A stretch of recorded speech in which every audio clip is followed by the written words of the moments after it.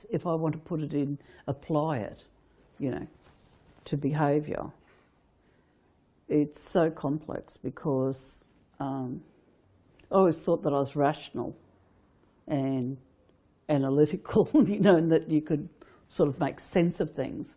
Well, sometimes you can't. You know, it's outside those boundaries. The Great Hall at Sydney University is where I witnessed the most heinous human sacrifice of all time, and the most difficult one to process and talk about in therapy. And that is the flaying of a boy who was about 5, little blonde boy. Anthony Kidman and 4 other men were dressed in multicoloured robes according to the pentagram sort of symbol that I suppose captured the inner Sydney diocese that Kidman led, his coven, and so there were multicoloured robes that I've drawn. I was quite young. I tried to stop the ritual as soon as I realised what was going on and what they were about to do to this child. They crucified him and flayed his skin and pinned it back, and then they strung him up over. Once they'd done it, they did it to him alive. Once they'd finished that, they strung him up over the stage of the Great Hall. Nicole Kidman was sitting down to the front to look at, you know, to the left as you look at the stage. I was sitting more to the back right, and I ran up and tried to stop them, and Bruce Spence put his big boot on put his foot on my neck to stop me, and he just laughed at me, and everyone laughed at me, screaming and carrying on, trying to stop what they were doing. And yeah, quite a number of university staff are involved in Sydney Uni chapter, I suppose, of the order, which was run by Kidman, and Leonis Petrescus was a member of this particular coven at one stage, and he was at Sydney University around the same time as Anthony Kidman. So there's lots of prominent coven members who have gone through Sydney University. It's a very dark place, and I would not allow my children to attend here, even on scholarship. I also remember being taken into the room on an upper floor of chemistry lecturers' room, and they did something to me there, and it was overlooking the city, and I was also taken into a sort of a medical basement area where I was subjected to some unethical practices, and Hope Michelson was involved with that. She's someone I went to uni with later on at Bond University. When I was young, I remember her clearly, dressed in a white robe and assisting a dentist who had used to be, I think he formerly worked at Auschwitz. And it allowed me to sit there and be an observer to my own deprogramming process, which is phenomenal. You know, like that false military, he's a really military programmer and reprogrammer in Adelaide. Thompson. Yeah, that evil mongrel David Thompson. He couldn't believe it. He said, "Are you co-conscious? Are you co-conscious for all this when you're talking?" Because I went through the process and I described everything as requested. I just answered the questions. And he said, "You co-conscious?" I said, "Well, yeah. I've always been co-conscious. There's been no Sybil, an amnesia for what we just talked about." And that was my saving.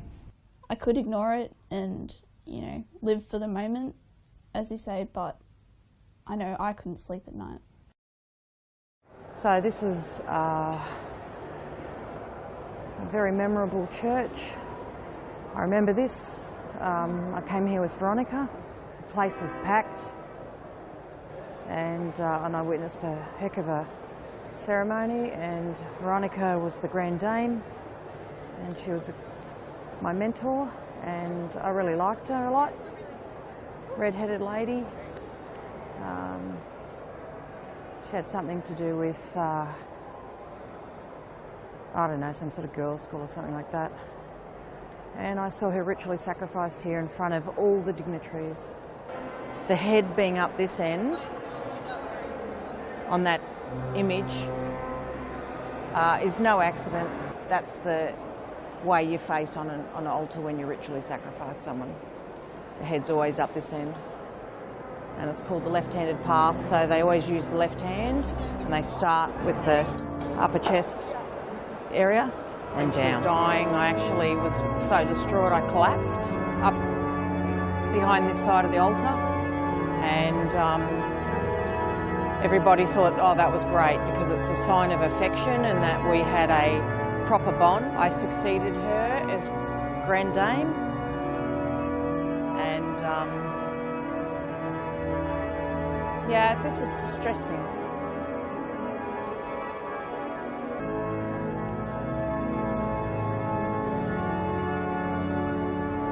And of course, when I left,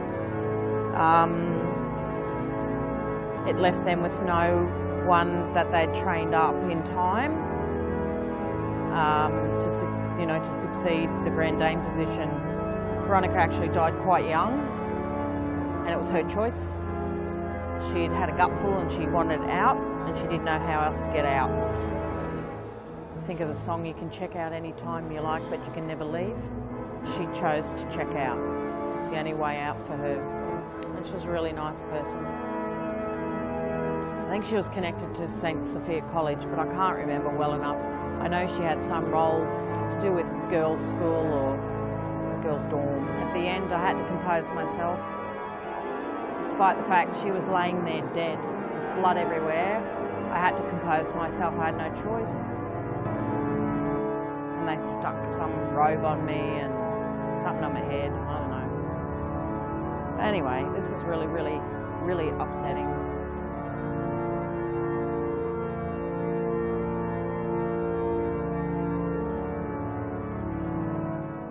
Well, this is just another ritual site. That's all. So this is Anglican, and you've got another eagle. It's just another heavy occult symbol.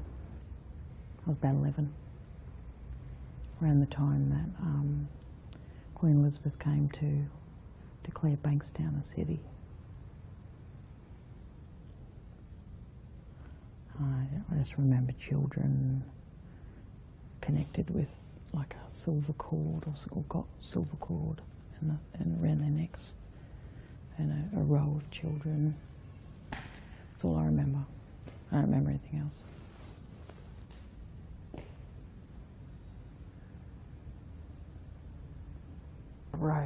The rose is very important to Church of England covens. Serpent entwined around a pole.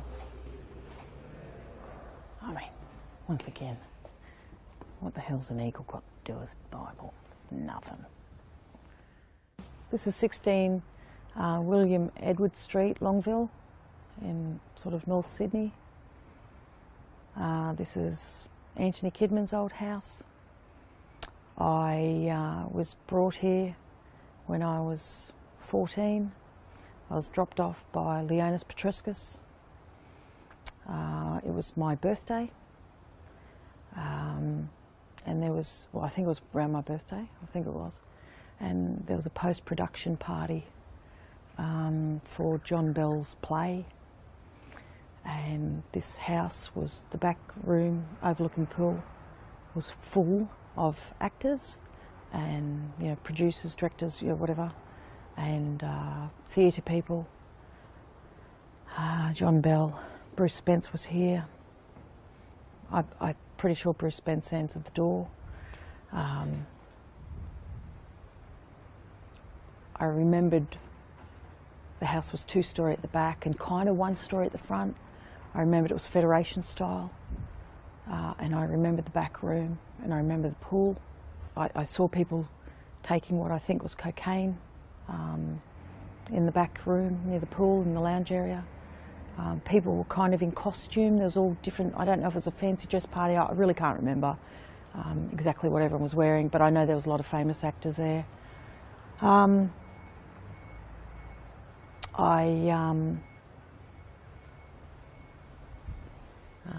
After everybody had gone home, I was left alone with John Bell and Anthony Kidman, and I remember being in the back lounge room that opens up onto the pool area, and I was assaulted in the lounge room area by Kidman and Bell, and I watched them engage in homosexual sex there. Then I was taken out into the pool, and I was thrown in the pool naked, and Kidman got in the pool as well, and he held my... We were at the far end of the pool, in line with the back gate, and I was facing out of the pool. I was facing John Bell, who was acting like an idiot, like doing a monkey dance, and he had a mask on his face, and he was naked. And I was being held very painfully. Anthony Kidman was in the pool, locking my elbows together and pulling my shoulders back. So it was like a type of jiu-jitsu type hold, you know, something. It would be something you learn in martial arts. And it was very painful. And while he did this, John Bell would be dancing like a monkey, and every now and then, and he'd be chanting some sort of song.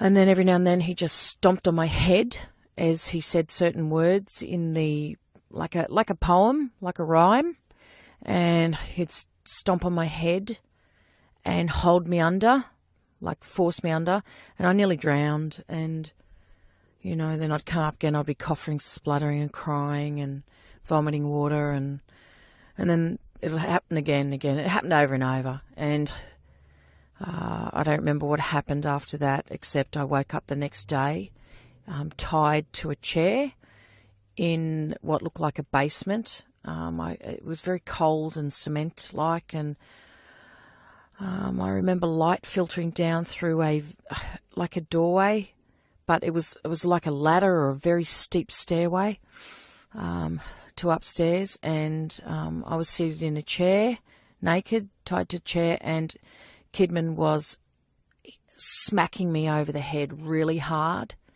He was physically assaulting me, and he was screaming at me, "Do you remember now? Do you remember now?" And meanwhile, Nicole Kidman, his daughter, had her arms crossed, and she was leaning against a wall and sneering at me in contempt, with contempt. She didn't like me at all. She never liked me. I associated with her quite a bit throughout our childhoods, and she always treated me terribly. Mrs. Kidman washed and dried my clothes, and I was dressed, and Dr. Mark came and picked me up. I didn't know that about the clothes, Mrs. Kidman. Did you just remember that then? No. What I believe has been coming out in the Royal Commission against child abuse is proving that this is not isolated. Fiona's might be unique in her story, but across the board it's not isolated. In fact, it's more prevalent than not. So you were abused as a child. You want to tell us all about that in 7 Yeah, it minutes? was shit.